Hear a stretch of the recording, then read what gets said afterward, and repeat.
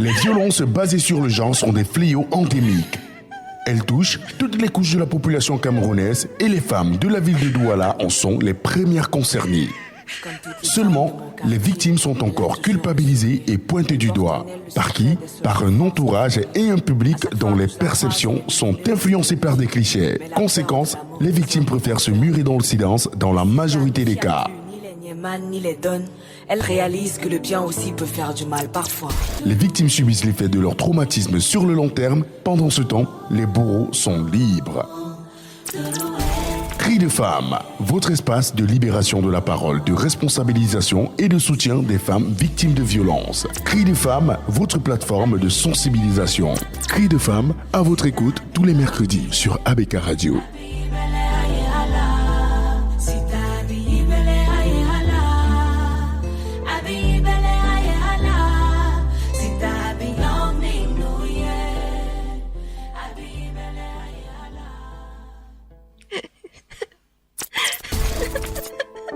Les violences basées sur le genre sont des fléaux endémiques. Elles touchent toutes les couches de la population camerounaise et les femmes de la ville de Douala en sont les premières concernées. Seulement, les victimes sont encore culpabilisées et pointées du doigt. Par qui? Par un entourage et un public dont les perceptions sont influencées par des clichés. Conséquence, les victimes préfèrent se murer dans le silence dans la majorité des cas. Ni les donne, elles réalisent que le bien aussi peut faire du mal parfois.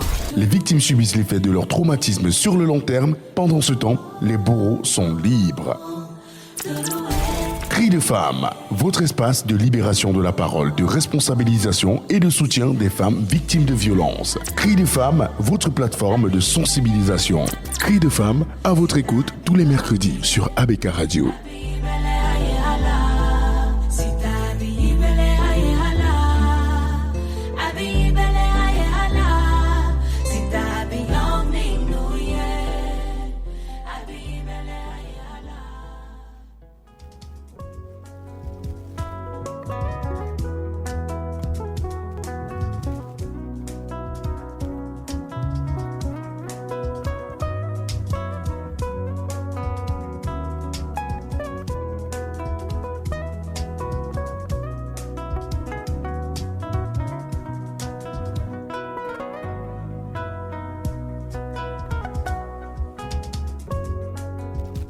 Bonsoir chers auditeurs d'ABK Radio, bienvenue sur la fréquence utile et agréable dans votre traditionnelle émission Cris de femmes.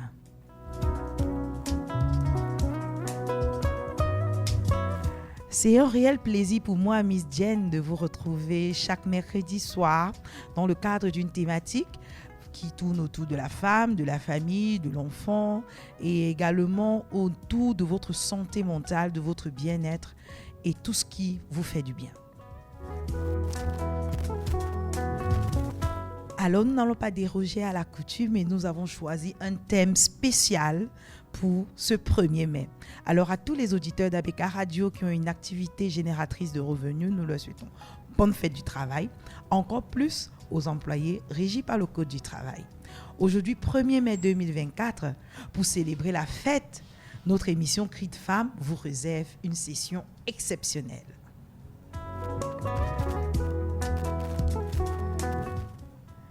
Alors, nous parlerons aujourd'hui de l'employabilité de la femme camerounaise et le travail décent. Nous aurons l'honneur d'accueillir 2 invités de renom pour cette édition spéciale. Madame Aude Djiné, experte en ressources humaines, directeur général d'une agence de placement de personnel, DCHR Consulting SA, est celle qui répondra à nos différentes questions aujourd'hui, également aux vôtres. Alors, à ceux qui nous rejoignent à l'instant, nous leur disons bienvenue. Installez-vous pour cette discussion passionnante autour de l'importance de l'employabilité des femmes au Cameroun. Nous allons reparcourir l'univers actuel, nous allons être factuels, nous vous présenterons les statistiques et nous vous dirons comment se porte le travail de la femme, que ce soit sur le plan formel et également informel. Et c'est pour ça qu'on va dire bonsoir à Madame Aude Djiné. Bienvenue à ABK Radio. Merci. Merci. Bonsoir Miss Jenny. Diane. Miss Diane. Bonsoir à tous les auditeurs et très bonne fête de travail à tous les travailleurs et leurs employeurs. Alors, pour ceux peut-être qui ne savent pas, est-ce que vous pouvez rappeler en quoi consiste cette journée du 1er mai? Quelle est l'historicité et d'où elle vient? Le 1er mai. Parce qu'en fait, il y a un petit débat là, on a eu l'opportunité de voir ce débat-là. C'était des fonctionnaires qui voulaient savoir si eux aussi fêtent. Et pourtant, il y a d'autres personnes. En fait, c'est une journée où j'ai remarqué que même les Bayamselam, elles fêtent. Même les fonctionnaires fêtent. Même les mototaxis fêtent. Est-ce que c'est judicieux? Est-ce que ça concerne vraiment toute personne qui a une activité génératrice de revenus? Oui, en effet, ça concerne tous ceux qui travaillent, quel que soit le travail. Vu que cette journée a été choisie pour dénoncer au début le traitement qui était réservé aux travailleurs. Exactement. Donc, à l'époque, le travail à la chaîne, par exemple, les travailleurs étaient comme des esclaves. Et puis, au bout d'un certain temps, il y a des revendications et on a essayé de prendre en compte les avis des employeurs. On a essayé de mieux revaloriser la qualité de travailleurs en entreprise. Alors, exactement comme la Journée internationale de la femme, moi j'aime toujours à dire que c'est vrai qu'en Afrique, on a beaucoup conceptualisé les différentes journées où on devrait s'asseoir, réfléchir à nos qualités, enfin à nos droits, à notre condition même. Voilà pourquoi on parle de travail décent.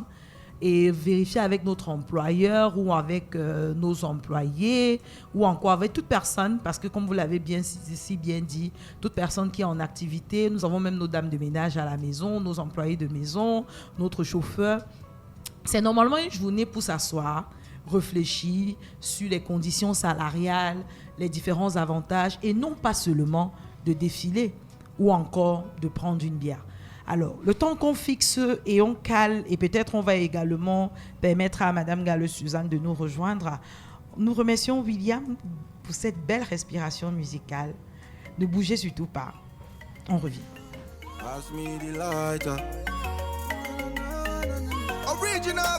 Master Robusta on the beat.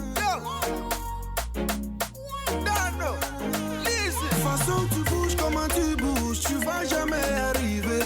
Tu bouges comment tu bouges, tu vas jamais arriver. Nous on a beaucoup travaillé, nous on a beaucoup travaillé, nous on a beaucoup travaillé. Aujourd'hui on est arrivé. Nous on a beaucoup travaillé, nous on a beaucoup travaillé, nous on a beaucoup travaillé. Aujourd'hui on est arrivé. Moi j'ai beaucoup travaillé, moi j'ai choco. On m'a validé, ma vie c'est moko. I don't suffer no be small. You know be there so you know no. Man I get my money be measure kilometer. Make you think me make it call later. Make you think me make it call later. Man I get my money be measure kilometer. Make you think me make it call later. Make you think me make it call later. Façon tu bouges comment tu bouges, tu vas jamais arriver. Tu bouges comment tu bouges, tu vas jamais arriver. Nous on a beaucoup travaillé, nous on a beaucoup travaillé, nous on a beaucoup travaillé. Aujourd'hui on est arrivé. Nous on a beaucoup travaillé, nous on a beaucoup travaillé, nous on a beaucoup travaillé. Aujourd'hui on est arrivé. You could tell the way we working, I got money on my mind. All I ever really wanted was to make my mama proud. We gon' hustle till we die, good like music till I die. Grew up with some niggas, they ain't take off with me, they ain't wanna hold me down. Came back where we started, had a flip back for the profit. Got my mom's looking like a model, spend a check on her with no problem. In my mind, it's nothing that I can do. That old money looking brand new. It was chicken noodles, soup and canned goods. I remember days we ain't had food. Façon tu bouges, comment tu bouges, tu vas jamais arriver. Tu bouges comment tu bouges, tu vas jamais arriver. Nous on a beaucoup travaillé, nous on a beaucoup travaillé, nous on a beaucoup travaillé. Aujourd'hui on est arrivé. Nous on a beaucoup travaillé, nous on a beaucoup travaillé, nous on a beaucoup travaillé. Aujourd'hui on est arrivé. Man I get my money be measure kilometer. Make you think me make it call later. Make you think me make it call later. Man I get my money be measure kilometer. Make you think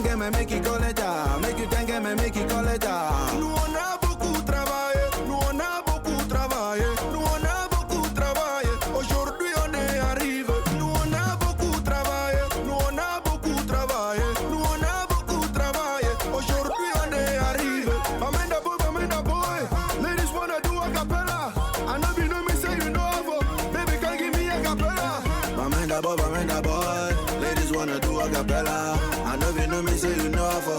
Baby, can give me a cappella, yeah. On a beaucoup travaillé, maman. Aujourd'hui, on y est arrivé.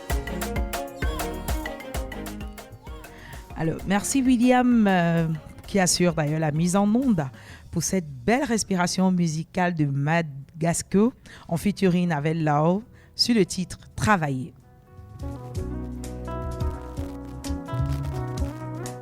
Si vous nous rejoignez à l'instant, vous êtes dans Cri de Femme sur ABK Radio, la fréquence utile et agréable 89.9 FM. Et également, nous disons bonsoir à tous ceux qui nous écoutent à travers notre application ABK Radio officielle, également sur nos différentes plateformes. C'est un réel plaisir de vous savoir à l'écoute de toutes les émissions de ABK Radio. Alors ce soir dans Cri de Femme, je le disais d'entame, nous parlerons de l'employabilité de la femme camerounaise. Nous allons nous intéresser à la réalité concrète. Alors, suite à une enquête réalisée auprès de 203 entreprises dont le résultat a été présenté en mars 2022, l'enquête a été ordonnée par l'OIT, également la Banque mondiale, et ça a été fait par le GICAM, la cellule du leadership féminin du GICAM d'ailleurs, qui aujourd'hui est GICAM, donc on va dire l'ancien GICAM. Et force est de constater que les femmes ne sont pas assez représentées dans certains services. C'est le résultat de cette étude sur la représentativité et la représentation des femmes dans l'économie camerounaise pour vérifier leur accès à la commande publique réalisée justement, je le disais tantôt, auprès de 203 entreprises.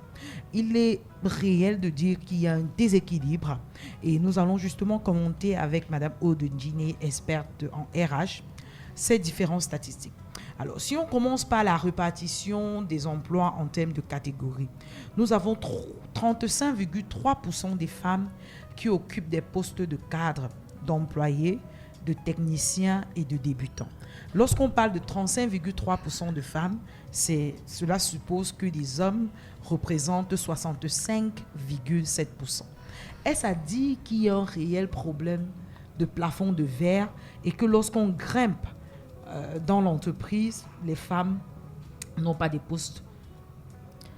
Ou alors, parce que là enfin, je reprends s'il vous plaît, je me suis un peu trompée. Pas trompée, je veux dire emballée un peu dans les chiffres. Ici, c'est la représentativité des femmes dans l'emploi. Donc, ça veut dire, lorsque vous rentrez dans une entreprise, vous prenez les femmes, que ce soit au niveau cadre, employés, techniciens et débutants. Lorsque vous cumulez, vous faites la répartition sur ces 203 entreprises au Cameroun, on constate qu'il y a 35,3% de femmes. Et dans les 35,3% de femmes, les postes les plus occupés par elles sont à l'accueil et au commercial. Pour vous, qu'est-ce que ces chiffres vous inspirent? Bon, ces chiffres reflètent ce qui se passe vraiment en société, dans notre milieu, particulièrement en Afrique. C'est un problème qu'on rencontre parce que on a remarqué que les employeurs ne font pas souvent trop confiance aux femmes, surtout lorsque le poste évolue, un poste d'encadrement. Et vous voyez, l'employeur, pour lui, se dit, la dame, elle a des jours de congé de maternité. Elle a ces périodes où elle demande des permissions parfois. Et donc, il y a plusieurs facteurs qui entrent en compte lorsque on veut faire un recrutement à un poste d'encadrement particulièrement. Mais on se rend compte qu'on a 40,2% de femmes lorsque ce sont les très petites moyennes entreprises. Je suppose que ces femmes, justement, sont parce que ce sont elles, en fait. Ce sont les petites structures qu'elles ont essayé de créer. C'est là où on arrive à avoir une certaine représentativité de femmes. Oui, en effet, les femmes se donnent dans l'entrepreneuriat assez tôt. Oui. Vous avez les coiffeuses, vous avez les colborseuses, vous avez... Parce que parfois, en entreprise, elles ne trouvent pas le juste milieu. Ok. Oui. Vous pouvez être à un poste en entreprise avec un homme, vous avez le même poste, mais vous n'avez pas les mêmes avantages, par exemple. Ou bien, on peut lancer des promotions. Il y a des promotions particulièrement lorsqu'il s'agit des techniciens. Oui. Oui, forcément, pas forcément, mais les employeurs n'ont pas confiance aux femmes lorsqu'il s'agit d'un poste de haute technicité. Ok. C'est-à-dire d'ingénierie, par exemple. Ingénierie, oui, ingénierie. Et puis l'homme, pour un employeur, l'homme est plus endurant que la femme. Donc il y a ce genre de facteurs qui entrent en compte lors des recrutements, ce qui explique effectivement ce taux assez bas de femmes représentées dans les entreprises. D'accord. Bon, et moi, je reste toujours convaincue, ou bien peut-être on va dire qu'on crie, mais on dirait qu'il y a un plafond de verre lorsque la femme grandit en entreprise. Parce qu'ici, on se rend compte que les cadres supérieurs, le chiffre est encore tellement bas. Seulement 12,9% de femmes. Est-ce à dire que le leadership féminin est contesté? Je ne dirais pas contesté. Bon, un peu contesté quand même, parce que, vous savez, la femme a parfois du mal à se faire respecter, même par ses collègues. Lorsque vous mettez une femme à un poste d'encadrement, elle a des difficultés de ses collègues, des hommes. Un homme accepte difficilement des ordres venant d'une femme. Ce sont des problèmes qu'on rencontre. Ça ne se fait pas partout, ça ne se fait pas tout le temps. Mais il y a des employés hommes qui ont des difficultés à accepter que la femme soit leur patron, soit leur boss. Vous voyez un peu. Et on se dit, parfois, je pense, les entreprises se disent qu'il y a des hauts postes où on a besoin d'un homme parce que l'homme, vous savez, on le dit, on sait que l'homme a son endurance, l'homme a sa fermeté, l'homme, c'est rare, la femme vient avec le côté maternel. Moi, je me rappelle, lorsque j'étais à Nextel, j'étais responsable recrutement, mais mon boss me disait tout le temps, oh, ici, c'est pas la maternité, ici, c'est pas la maternité. Donc, pourquoi il disait c'est pas... Essayez de nous raconter une anecdote ou bien un fait marquant qui, voilà... En fait, pour lui, c'était genre, tu ne viens pas ici mettre ton cœur, quoi. Lorsqu'il faut peut-être... Vous pouvez nous donner une mise en situation? Ça vous revient? Un petit exemple? Un petit exemple. Je me rappelle une fois, lors d'un recrutement, on a finalisé le recrutement et il fallait ressortir la liste de ceux qui avaient été retenus. J'ai sorti la liste de ceux qui avaient été retenus, mais à un moment, il y a une situation où il y avait des femmes, par exemple, qui avaient quand même de bonnes notes. De bonnes notes, oui. Moi, je disais, mais monsieur, on peut quand même être en attente, quoi. Parce que ces femmes, on pourra les rappeler plus tard et tout. Il dit, mais pourquoi est-ce qu'on doit les rappeler? Je dis, mais elles ont de bonnes notes. Il dit, non, que je vous dis tout le temps qu'on ne met pas le cœur. On ne met pas le cœur. Lorsque vous travaillez en entreprise, ce n'est pas la maternité. Parfois, même lorsqu'il faut faire une réprimande ou bien donner une lettre d'explication, j'étais toujours en train de vouloir... l'employé dit, bon, monsieur, on peut juste le blâmer sans que ça n'entre dans son dossier, sans forcément faire une lettre de demande d'explication. Ou bien un avertissement. Il dit, mais pourquoi? Mais est-ce que le leadership féminin émotionnel n'est pas une force? Est-ce qu'on ne pourrait pas aussi voir en cela une force, une amélioration? Parce que justement, être un peu trop caractériel, sans sentiment, on peut mettre l'employé dans un sentiment selon lequel sa prise en considération n'est pas certaine, ou encore sa santé mentale n'est pas mise en exergue, ou encore son besoin, son ressenti, son équilibre émotionnel, vie de famille. Est-ce que cette approche, ce côté émotionnel de la femme, ce leadership n'est pas profitable plutôt pour l'entreprise? Ça devrait être un gain. Je pense que c'est un gain. Voilà. Parce que si vous remarquez, la plupart des entreprises qui l'ont compris mettent ça en vigueur et puis vous voyez comment les choses se passent bien. Oui. Se passent très bien. On a des entreprises où on a la tête des femmes. Vous voyez PricewaterhouseCoopers, PwC. Oui. Oui, c'est une femme qui a la tête de Madame Tinen. Et elle dirige... D'ailleurs, c'est une femme qui est aujourd'hui à CCA, c'est une femme qui a EcoBank. Voilà. Et elle dirige bien. Voilà. Elle dirige très bien. Et je pense que le côté sentiment, le côté maternel, c'est un plus parce que on est aujourd'hui dans un monde où la mentalité évolue. Oui. Et il y a trop de burn-out, trop de stress, trop de dépression. Trop d'AVC. Trop d'AVC. Oui. À un moment, il faudrait s'asseoir et repenser la politique d'entreprise, comment prendre des employés. Je pense que le sentiment que la femme apporte dans l'entreprise, c'est bénéfique. Parce qu'on assiste aujourd'hui, on voit un peu en Europe, quelques entreprises ici aujourd'hui, mais les entreprises en Europe ont mis sur pied la santé mentale. Oui. La santé mentale on remarque que c'est un bon boosting, si on peut dire, parce que lorsque ton employé est mentalement stable, il donne le meilleur de lui-même. Et pour savoir qu'il est mentalement stable, c'est quoi? C'est causer avec lui, c'est savoir quelles sont ses faiblesses. Il faut savoir quelles sont ses faiblesses. Il faut savoir... un employé peut arriver au travail, il a les problèmes à la maison, et puis ça joue sur lui, ça joue sur sa qualité de travail. Vous voyez. Mais s'il est écouté, s'il est compris, s'il est entendu... Il a besoin de ça. Et lorsqu'il est écouté, il finit par donner le meilleur de lui-même. Aujourd'hui, vous voyez, on met en place, on essaie un peu de faire en sorte que le travail soit plus flexible. Par exemple, avec la venue du Covid, on a mis sur pied le télétravail. Le Covid est passé, mais aujourd'hui, le télétravail continue parce qu'on a vu que les travailleurs qui pouvaient prendre quelques heures ou bien quelques journées à la maison donnaient toujours le meilleur d'eux-mêmes.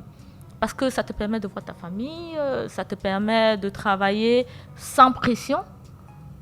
Donc, je pense que cet aspect doit être vraiment étudié et mis en place dans toutes les entreprises. Alors, on va continuer avec la dénonciation chiffrée en ce qui concerne l'univers camerounais.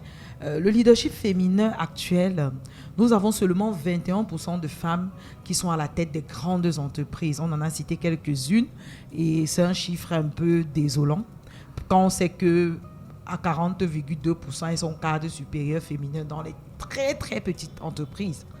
Maintenant, 32% de femmes dirigent des moyennes entreprises et les femmes dirigent 39% des très très très petites et des PME et 47% des TPE, c'est-à-dire très petites entreprises. Ce qui nous fait en moyenne 9,3% de femmes qui sont dans les conseils d'administration.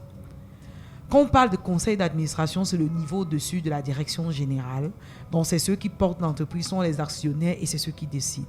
Et de notre petite expérience, lorsqu'une femme est à la tête de ces grandes entreprises, c'est-à-dire 21% des femmes qui sont dans la tête de ces grandes entreprises, elles sont entourées dans leur CODI, c'est-à-dire dans leur comité directionnel ou bien dans le top management, les décisions sont prises par les hommes.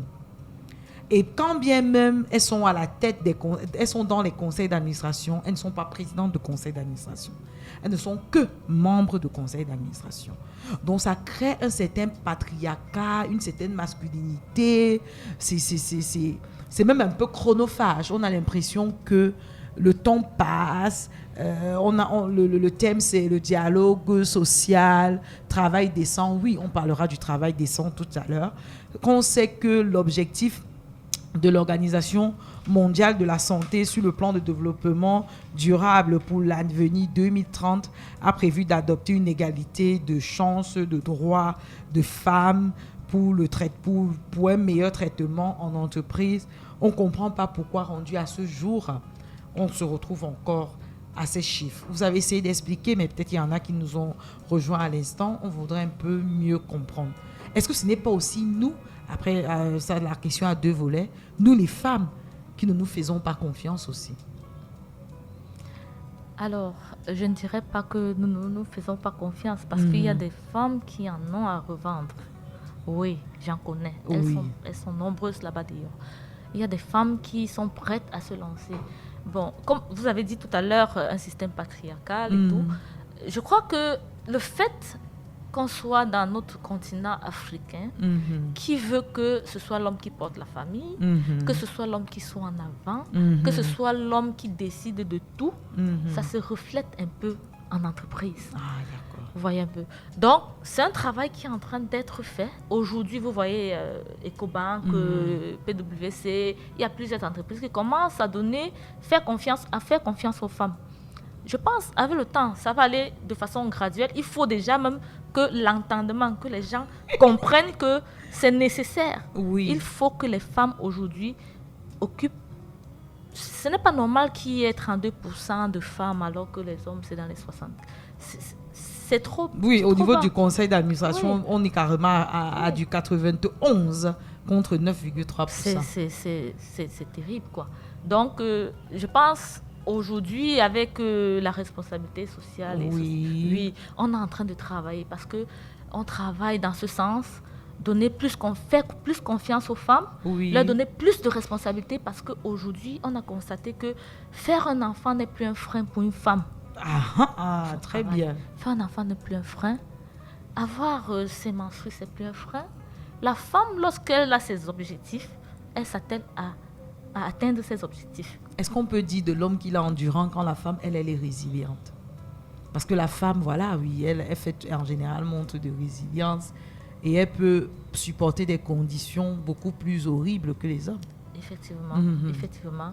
Une femme qui est carriériste, Oui. par exemple, Oui. vous ne pouvez pas l'arrêter. Même au travail, vous ne pouvez pas lui dire que tel homme mérite mieux qu'elle. Parce que même sur les chiffres, ça se voit. Aujourd'hui, en entreprise, je parle particulièrement des multinationales ou bien des grandes entreprises. Je ne vais pas parler des PME. Oui, puisqu'on a vu que les femmes... on sait comment ça se passe dans les PME, les TPE, où c'est quelqu'un qui a créé son entreprise, c'est la famille qui arrive, la famille, c'est la pas la petite même chose. amie à qui on Oui, donne, oui. c'est la tisa à qui on fait des responsabilités. On essaye plutôt d'aller dans le niveau du mérite. Alors, dans le mérite, qu'est-ce qui se passe? C'est le mérite. Parce que, vous voyez, il y a des outils qui sont mis en place. D'accord. Il y a des outils qui sont mis en place pour évaluer le staff. Et lorsqu'on évalue le staff, s'il y a 2 employés qui font le même poste et qu'on les évalue, on peut facilement voir qui est mieux performant. Voyez un peu. On voit celui qui est performant. Et si c'est la femme qui est performante, pourquoi on ne va pas lui donner le poste? Parce que, en principe, lorsqu'on fait une évaluation, c'est pour qu'il y ait plus tard soit promotion, soit il y a des décisions qui sont prises après. Et lorsqu'il y a un poste qui se libère, si on cherche en interne et qu'on regarde les employés qui sont peut-être les employés qui méritent ce poste. S'il y a un homme et une femme en course, automatiquement, on fait une évaluation objective pour permettre aussi à la femme de mieux se déployer. Oui. Mais on a essayé de poser la question aux femmes elles-mêmes et de leur demander dans votre sentiment, parce que force est de constater que même quand il y a des postes qui se libèrent, il y a des femmes qui pensent qu'elles n'osent pas, qui n'oseront pas, parce qu'elles estiment qu'elles n'ont pas le mérite, elles ne vont pas être retenues, elles ne sont pas favorisées. Et ce chiffre un peu nous dérange, parce que c'était un style de question qu'on aurait aimé avoir, au moins ceux du 95, voire 100% pour ne pas dire 99%. C'était de savoir, est-ce que vous pensez que vous avez les mêmes chances en entreprise que les hommes lors du recrutement? Et il n'y a que 75% d'elles qui pensent les avoir.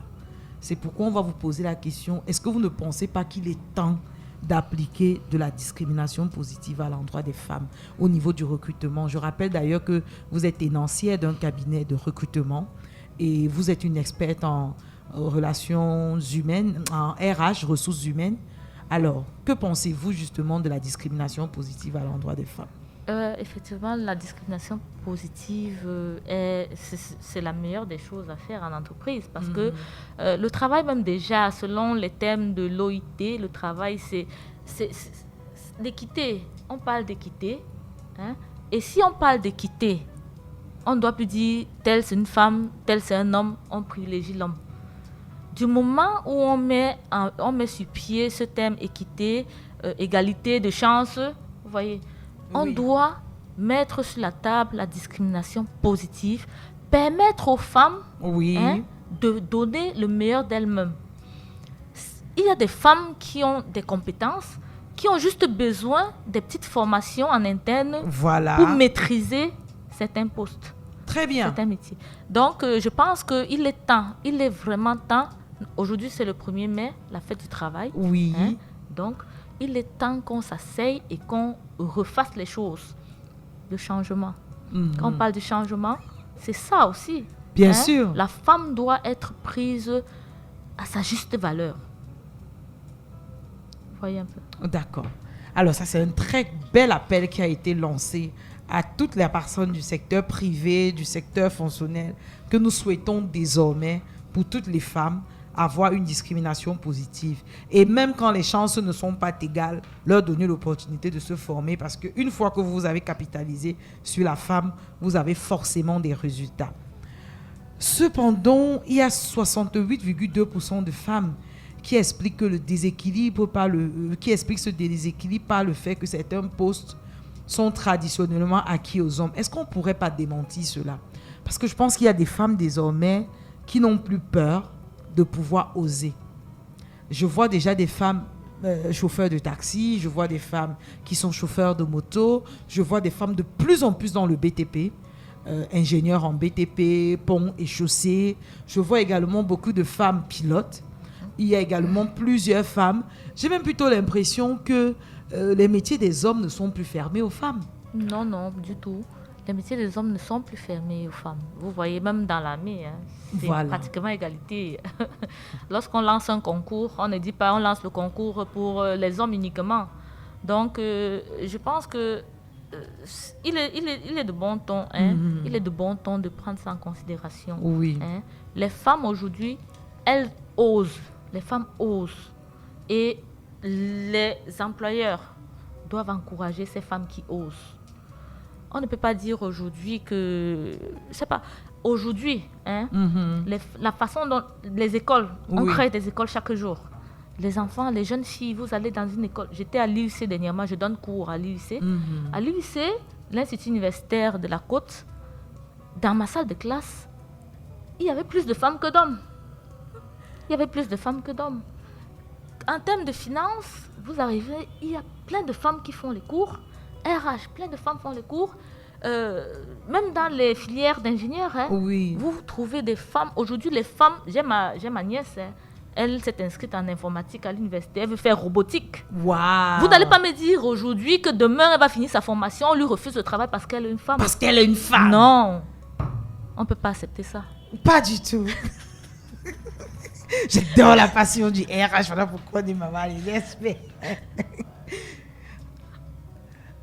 Alors, si vous nous rejoignez à l'instant, vous êtes dans Cri de femme et aujourd'hui on parle de l'employabilité de la femme et on a essayé de brosser le contexte actuel au Cameroun grâce aux statistiques reçues par l'Organisation internationale du travail, une étude menée au Cameroun sur 203 entreprises et on l'a reçue bien sûr dans les archives de l'ancien GICAM, aujourd'hui GECAM, et on a pu constater malheureusement que le leadership féminin reste un peu embrigadé et quelque peu emprisonné, avec une certaine réticence à faire confiance aux femmes lorsqu'on grimpe dans la responsabilité en entreprise.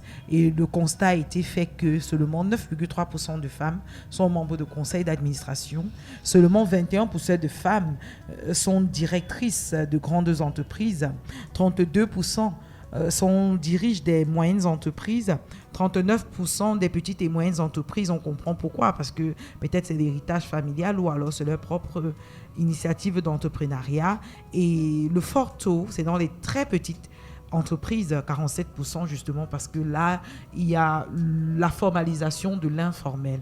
Peut-être je suis coiffeuse, après je finis par avoir mon institut, ou encore je suis couturière, après je finis par avoir un centre de stylisme, etc. En fait, ce sont nos métiers, ou encore je suis pâtissière, je suis bonne cuisinière, etc. Donc dans les très petites entreprises, l'experte Madame Aude Diné a dit, vu que la femme est entreprenante, cependant, on gagnerait désormais à maximiser sur la femme parce que c'est un être résilient, c'est un être qui n'est pas peu diminué par rapport à l'homme. Encore quand une femme est carriériste, vous êtes sûr que vous aurez toujours des résultats.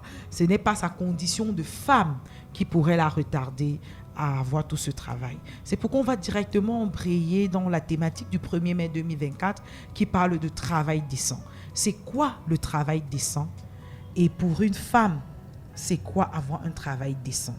Et justement, ne quittez surtout pas. Cette petite respiration musicale fera quelques secondes et on vous revient.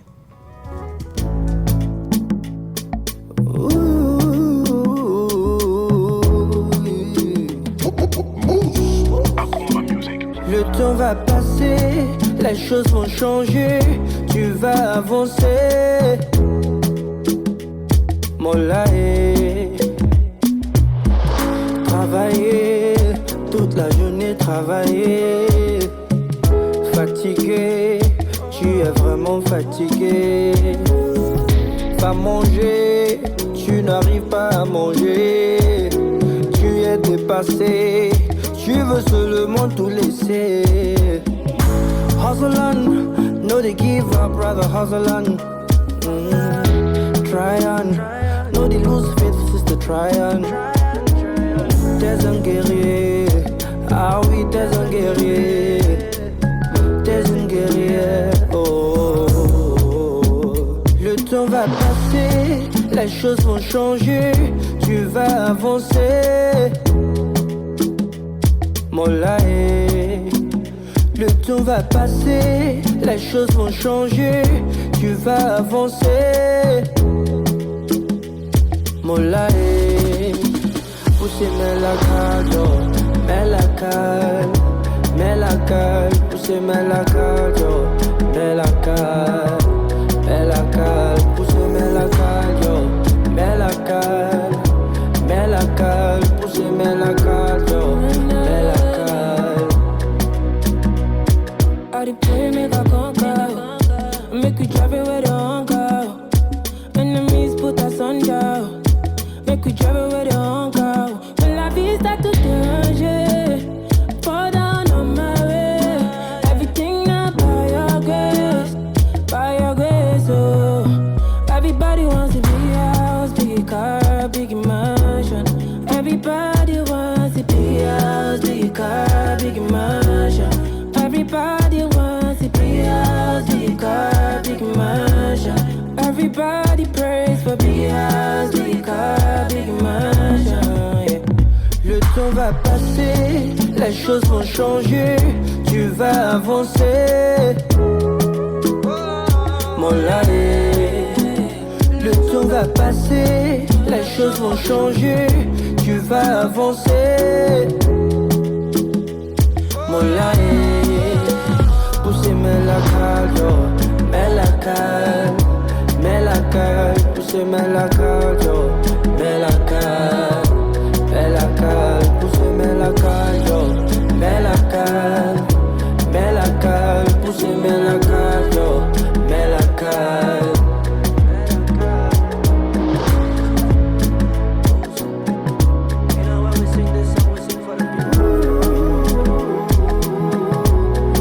KK pun this too, you know. We're making a song at midnight and we hope that the people feel it too and they feel good when they hear our voice and the sound. Waouh, la jeunesse camerounaise est tellement remplie de talent et nous venons d'écouter un featuring entre Mas, MU2S et Elisha sous le titre Travailler. Merci beaucoup William, vraiment moi c'était une très très belle musique, une belle mélodie. Je pense qu'on devrait garder ces noms dans la tête parce que plus tard, peut-être c'est eux qu'on verra désormais dans les grandes cérémonies d'awards pour des récompenses et faire briller notre continent, le Cameroun. Alors, si vous nous rejoignez à l'instant, bienvenue sur Avec Radio. Vous êtes dans Cri de Femme et la thématique du jour, c'est l'employabilité de la femme et le travail décent. Nous venons de faire l'économie de toutes les statistiques de la réalité au Cameroun, de l'offre d'emploi à ce qui concerne la femme. Et si on se rend compte que l'univers est encore très, très, très masculinisé, très patriarcal, on n'en demeure pas moins vrai et certain que peut-être il y a des femmes qui sont aussi la cause de ces chiffres, peut-être parce qu'elles n'osent pas, ou encore peut-être parce qu'elles ont choisi d'être mères au foyer, ou encore parce qu'elles se disent que voilà, aller à l'école au Cameroun, avoir un diplôme n'est plus une garantie, alors on choisit d'être dépendante d'un homme ou encore d'être sa maîtresse. Qu'est-ce que vous avez à dire aux femmes pour pouvoir changer ces chiffres?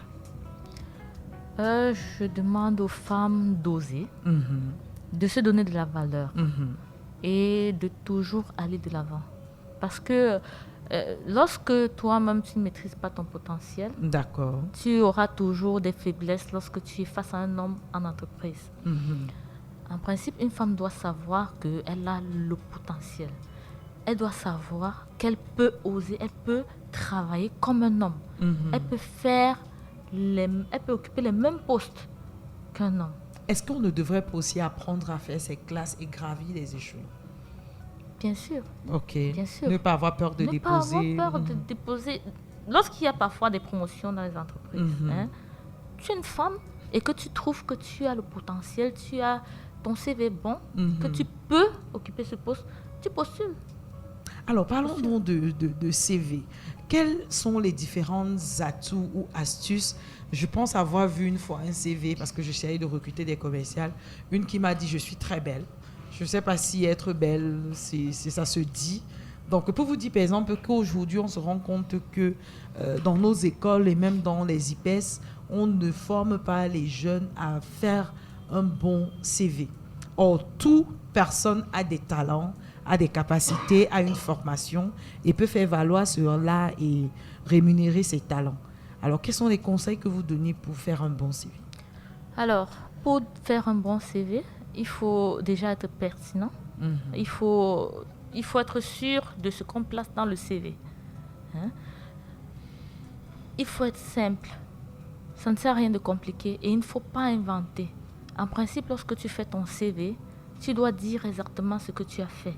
Parce que moi, par exemple, lorsque je suis à mon panel de recrutement et que je recrute, je pose d'abord les questions sur le CV. Parce qu'on a remarqué que beaucoup de jeunes pompent le CV, et après, tu recrutes le gars et il y a plein de choses qu'ils ne maîtrisent pas. Donc, je dis toujours aux jeunes de tout faire, de faire un CV assez simple, cohérent, propre, de ne pas surcharger le CV. C'est l'essentiel de la meilleure des façons qu'il soit. Très bien. Et et en allant faire son entretien d'embauche, comment se fait la préparation? Ah oui, la préparation, de prime abord, lorsque vous êtes appelé pour un entretien, vous devez déjà vous renseigner sur l'entreprise. Si l'entreprise ne vous donne pas l'information, parce que parfois il y a les cabinets qui recrutent et qui masquent le nom de l'entreprise. Oui. Mais si vous avez la chance qu'on vous a dit, par exemple comme aujourd'hui, MTN, Orange, ils ont leur site et il y a des offres d'emploi. Si on vous appelle, vous savez que c'est Orange, vous savez que c'est MTN, vous devez vous renseigner sur l'entreprise. Vous devez vous renseigner sur le poste que vous voulez occuper. Vous devez vous renseigner sur l'historique, par exemple, l'historique du poste si possible.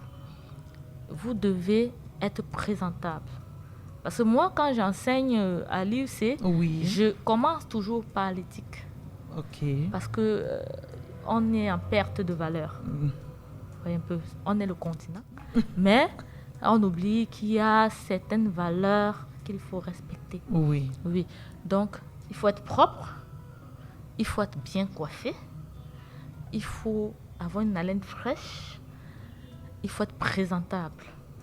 Présentable. Il ne faut pas mettre un parfum qui va l'étouffer, le panel de recrutement. Il faut arriver à l'heure. Oui. Il faut arriver à l'heure. Parce que c'est... Parfois, vous arrivez avant l'heure même. Oui. Il faut arriver... En tout cas, j'ai compris que chez vous, c'est carrément une qualité, chers auditeurs. Elle était là depuis 17h30 pour une émission qui passe à 19h. Oui. Donc, il faut arriver à l'heure parce que il faut être patient. Oui. Il faut la patience. Parce que ne pas s'agiter à la salle d'attente. Parce que parfois, il y a des caméras qui vous regardent, qui vous observent. Vous êtes assis là, oh mon heure, oh, pourquoi est-ce que... Vous voyez un peu.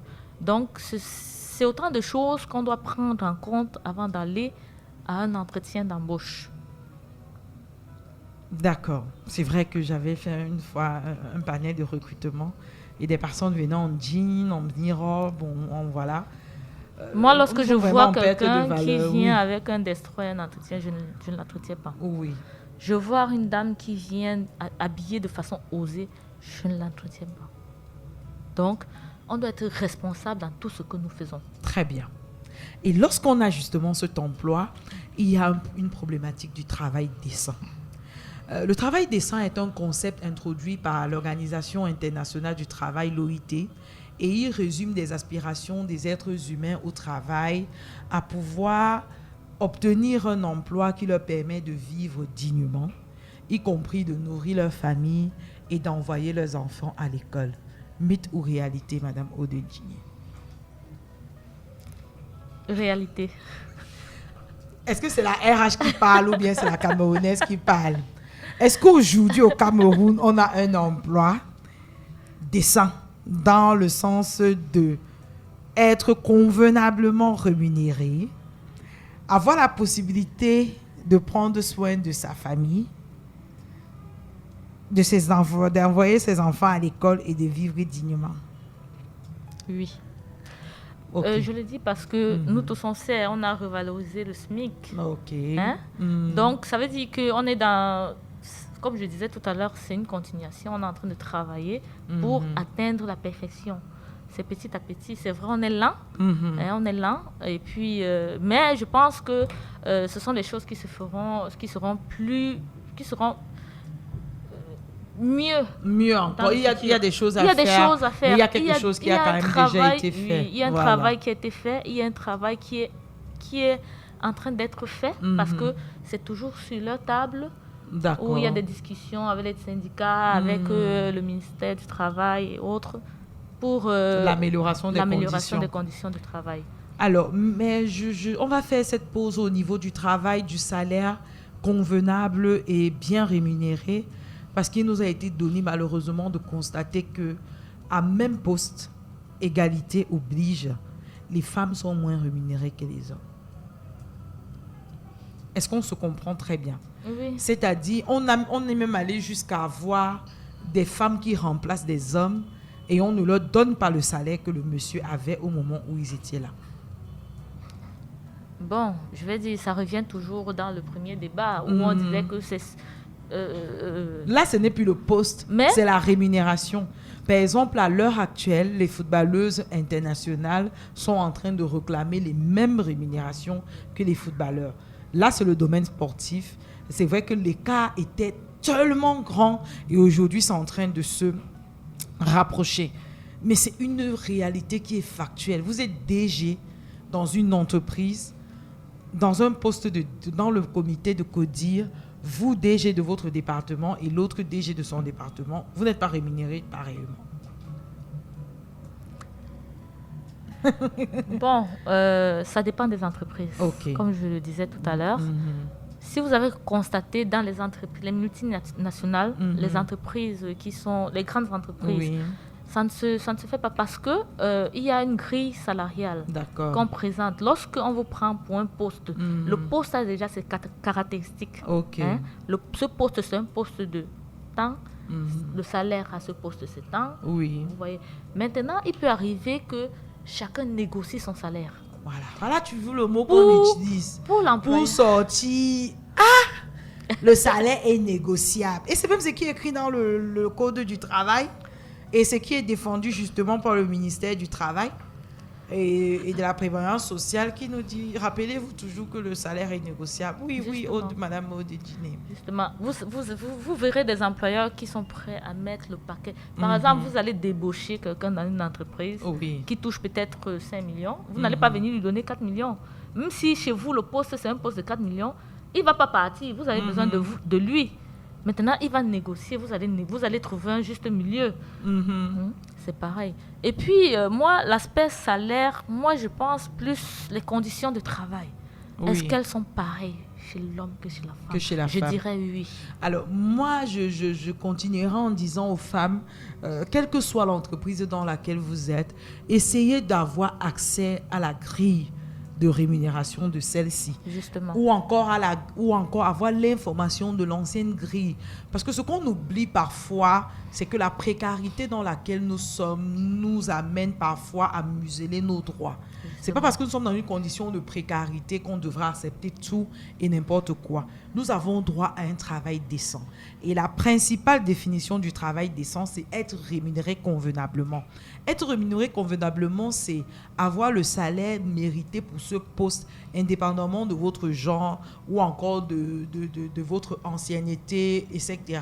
D'être au minimum de la grille. Alors, si vous vous rendez compte que vous n'êtes pas bien rémunéré, ça ne sert à rien aussi de crier ou bien de faire du chantage ou alors de dire que vous allez démissionner.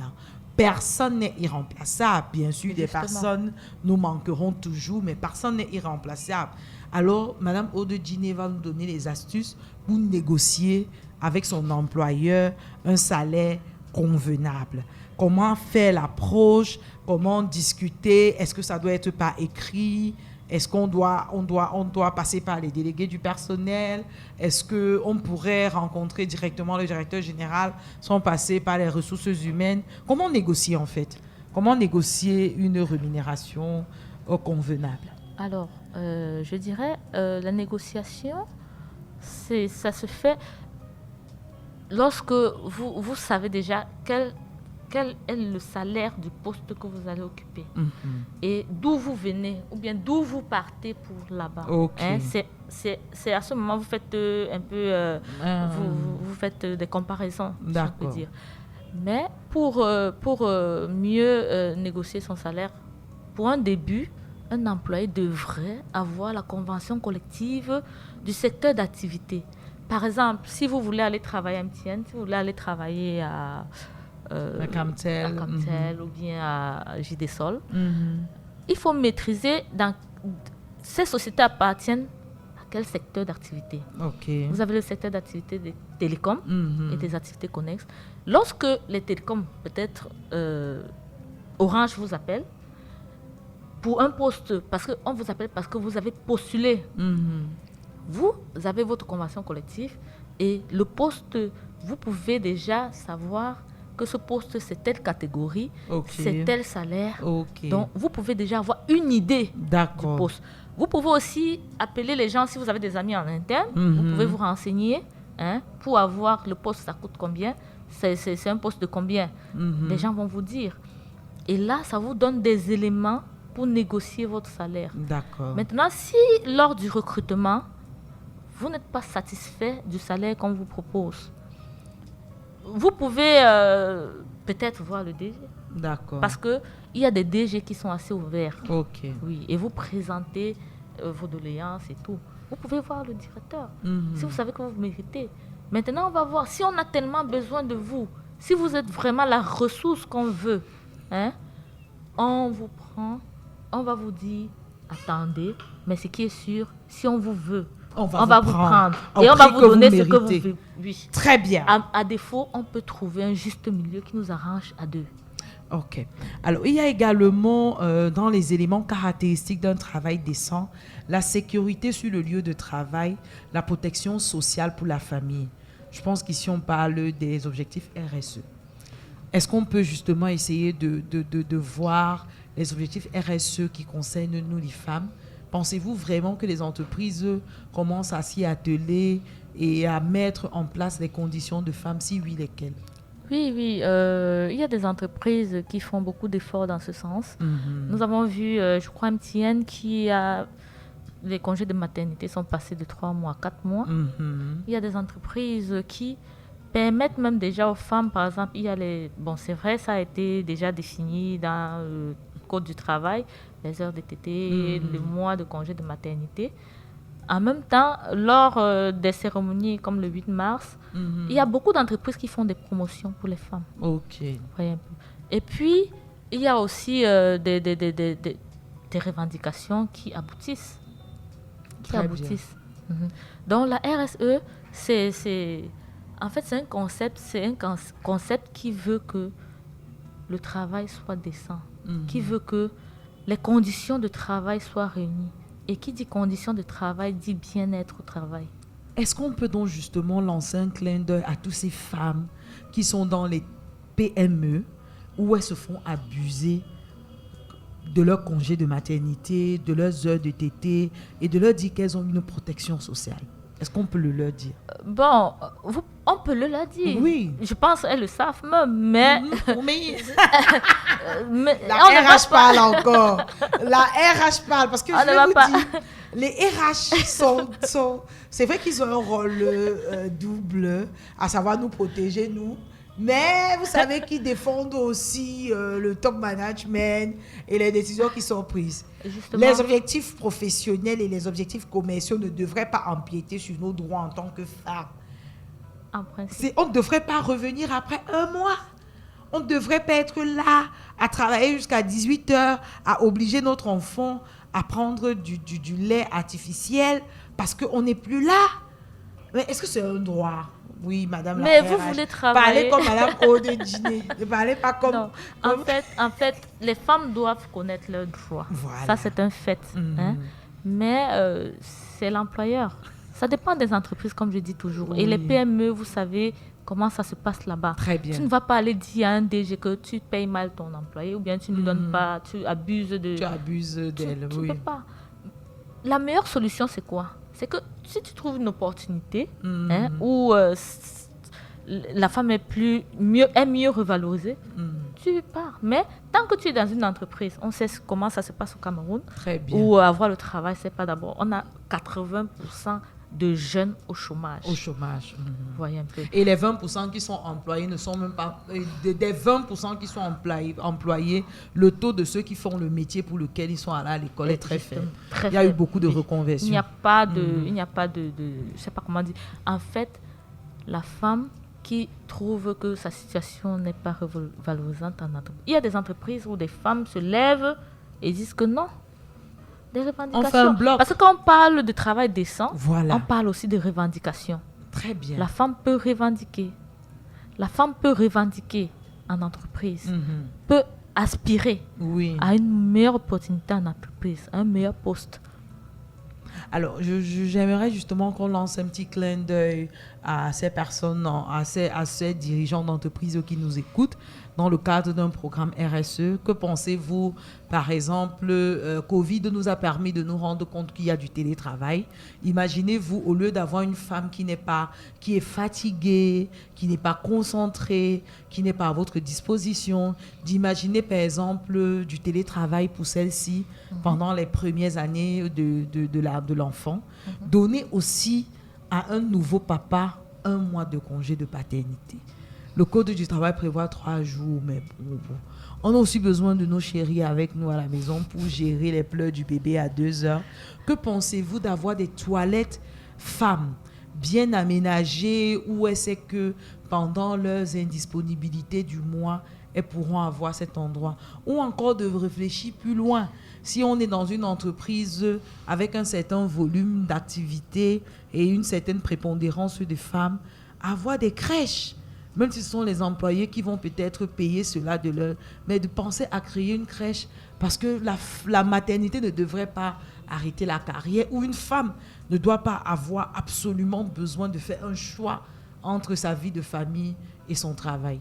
Oui, Que pensez-vous de ces justement. différentes idées de RSE? Justement, quand on parle de RSE, on parle non seulement des conditions de travail, on parle de la sécurité au travail, Oui. on parle de la vie familiale, donc le social. Donc, en principe, un employé, pour donner le meilleur de lui-même, il faut que toutes ces conditions soient réunies. Il faut que les conditions de travail soient bonnes, il faut que la sécurité soit parfaite et il faut qu'il puisse avoir une vie familiale, une vie sociale rayonnante grâce à son salaire, grâce à son travail. Maintenant, on a mis sur pied certains organismes ou bien certaines façons de travailler pour permettre à certaines femmes de travailler en s'occupant de leurs enfants. Aujourd'hui, les congés de maternité ne sont plus un frein dans le travail. Parce qu'avant, lorsque vous étiez en congé de maternité, le travail était bloqué. Mais aujourd'hui, étant en congé de maternité, vous pouvez parfois faire un petit truc, un petit travail à la maison et vous envoyer. Parce que l'entreprise doit tourner. L'entreprise doit tourner. Aussi, il y a des périodes où vous avez un enfant malade à la maison. Mais aujourd'hui, c'est possible de demander la permission pour aller vous occuper de votre enfant tout en travaillant. Très bien. Vous suivez l'enfant. Et c'est ça le télétravail. Oui. Donc, d'avoir un rendement, quelles que soient les conditions de vie ou bien l'impact de votre vie sociale, que vous puissiez quand même donner un rendement satisfaisant à l'entreprise. Et l'entreprise gagne.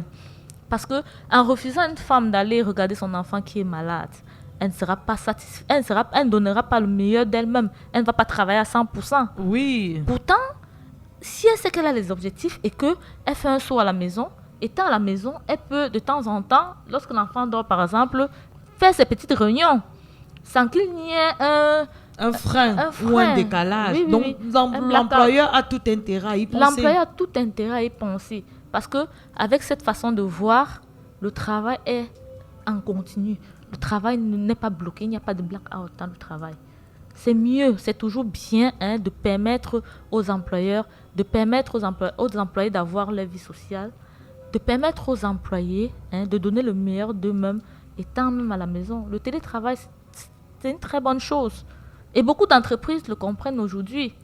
Beaucoup d'entreprises, particulièrement les multinationales et les grandes entreprises, parce que dans les PME, il faut venir signer 8h, 18h chaque jour, il faut qu'on vous voit chaque jour, même si vous n'avez pas fait, il faut signer. Alors qu'ailleurs, ce n'est pas toujours ça. Et on fait des programmes, bien établis pour permettre à ce qu'il n'y ait pas un stop d'activité. Oh, très bien. Vous avez tout à l'heure parlé justement de l'égalité de chance des femmes et des hommes au niveau du traitement. Vous avez encore mis un accent particulier sur la convention, sur la rémunération convenable et équitable, quel que soit le genre. Mais il y a également la liberté des individus d'exprimer leurs revendications, de s'organiser et de partager et de participer aux décisions qui affectent leur vie. Cela implique le droit de syndiquer et de participer à ces négociations collectives, en rappelant justement que le dialogue social et inclusif est la thématique de cette journée internationale du travail. J'introduis ici les revendications des femmes en ce qui concerne les freins et les différents obstacles qu'elles ont dans la société. Je vais en citer 2 et on va essayer de discuter de cela. Le premier, c'est le harcèlement.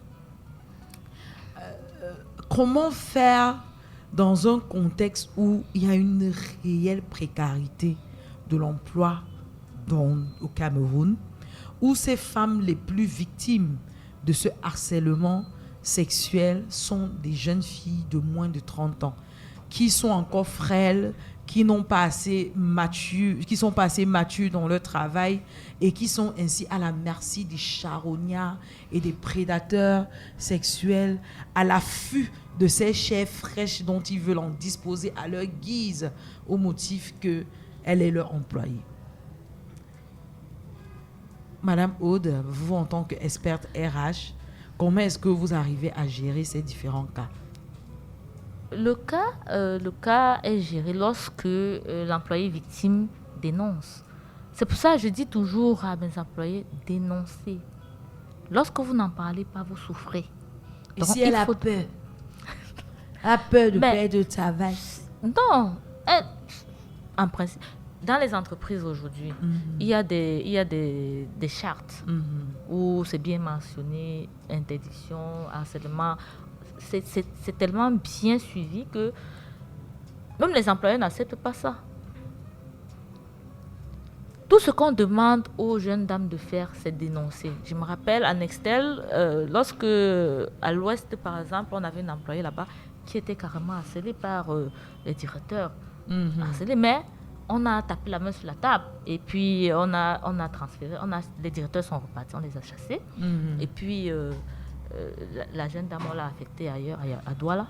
Donc, lorsque l'employé ne dénonce pas, on ne peut pas résoudre le problème. Ok. Moi, lorsque je suis face au problème d'harcèlement, je dis toujours aux jeunes de dénoncer. Parce que lorsque vous dénoncez, ça enclenche la résolution du problème. Est-ce qu'on peut donc dire à une jeune fille que même si vous avez cédé, dénoncez? Mais puisque il y a abus, la loi, il y a abus de position dominante, il y a trafic d'influence, c'est pas vous la victime. Bon, moi je ne vais pas... C'est pas à vous d'avoir honte, vous n'êtes qu'une victime. Même si vous avez cédé, il faut dénoncer. Non, on ne peut pas dire même si vous avez cédé. Parce que c'est confidentiel. c'est intime.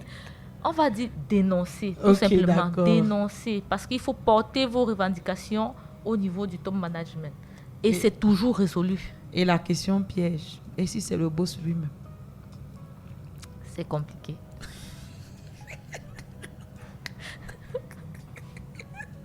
Alors, c'est compliqué. C'est compliqué Bon, parce moi, que lorsque c'est le boss, ou tu cèdes ou tu pars.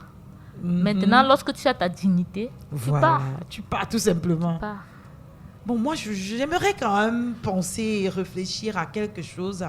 Je pense que vous pouvez faire une pression sociale sur un boss. Si vous avez un boss qui vous... Je veux dire, c'est vraiment lui le directeur de son entreprise. Enregistrez, essayez de garder déjà les preuves et retournez ces preuves contre lui en disant que vous allez afficher. Parce que vous savez, les boss ne peuvent... Il n'y a pas un boss s'il n'a pas d'autorité.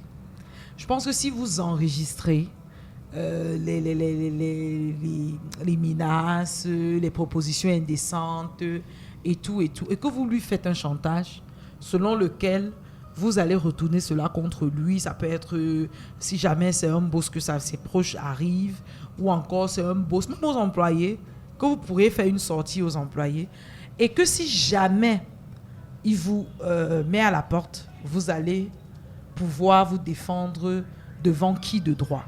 Je pense qu'il ne faut pas simplement rester dans votre coin, subir toute cette pression-là sans préparer votre arme de guerre pour vous défendre.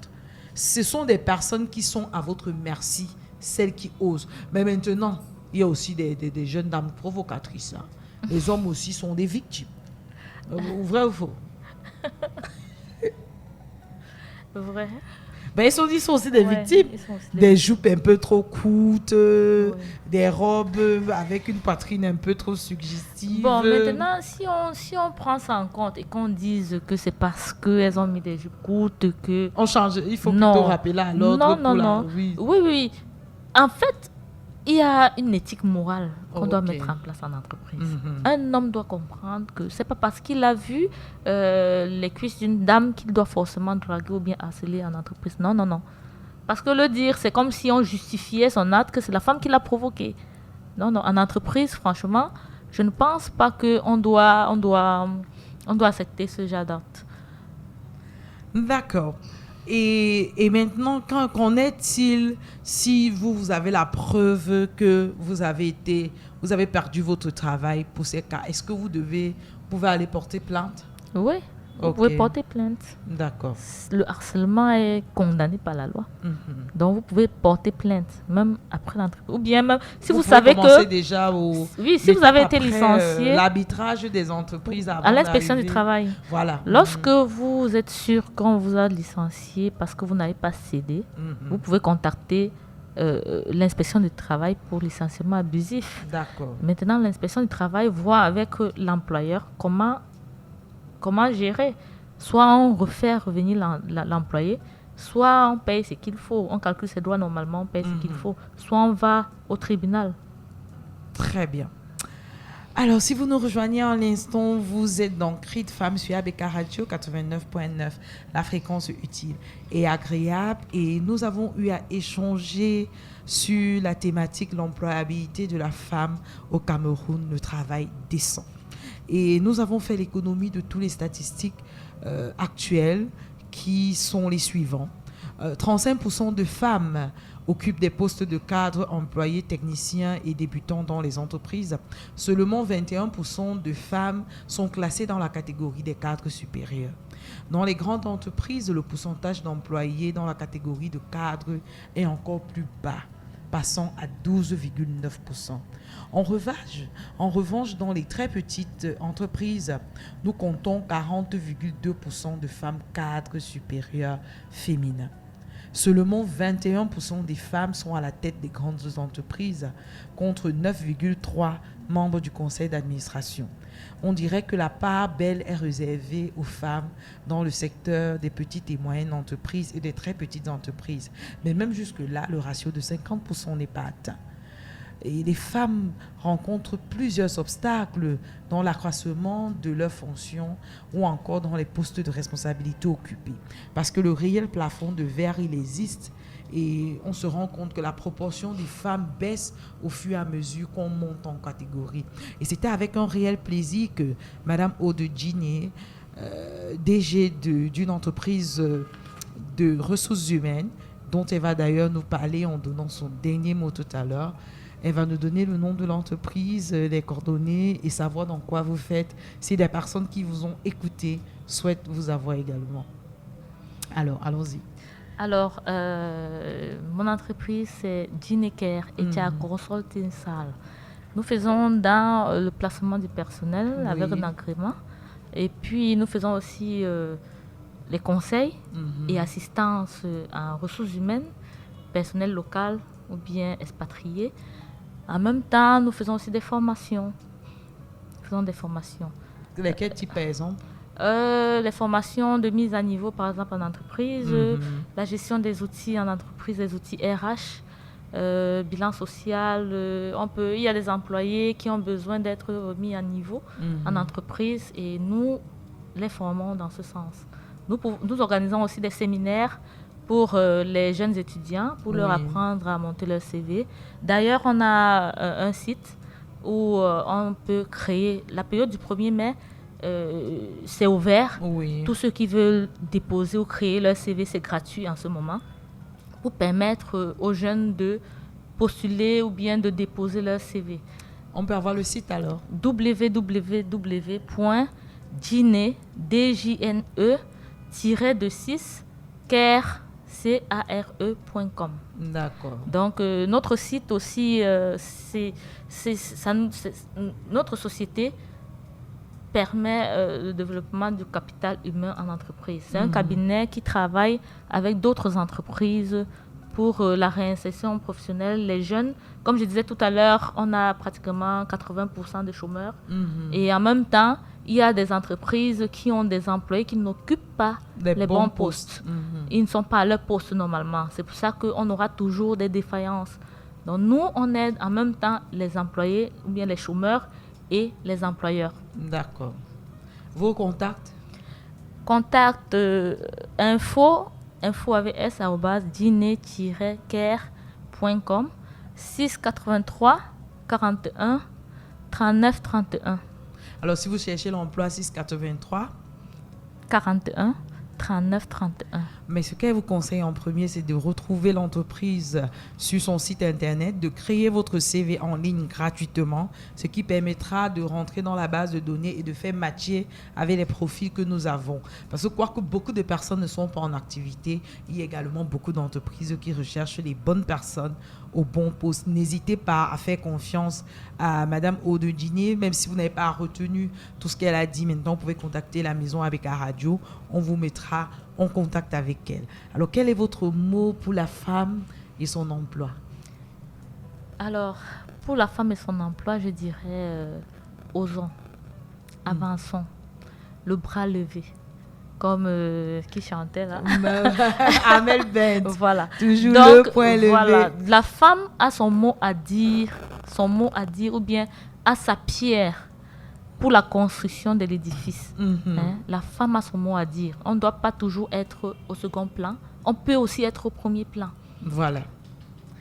Alors, justement, merci encore une fois de plus d'avoir accepté de répondre à nos questions dans Cri de Femme sur ABK Radio. Si vous souhaitez réécouter cette émission parce que vous venez à peine de nous rejoindre, n'hésitez pas à aller sur Play Store, télécharger notre application ABK Radio officielle. Vous allez retrouver cette émission et également toutes les autres productions que nous faisons en replay. Vous pouvez également nous retrouver sur YouTube. Nous avons une page sur YouTube et n'hésitez pas à consulter notre site internet www.abkradioofficiel.com, notre page Facebook ABK Radio, également sur Instagram et sur Twitter. Nous vous remercions de votre écoute attentive et active et nous vous disons bonsoir, rendez-vous à la prochaine édition.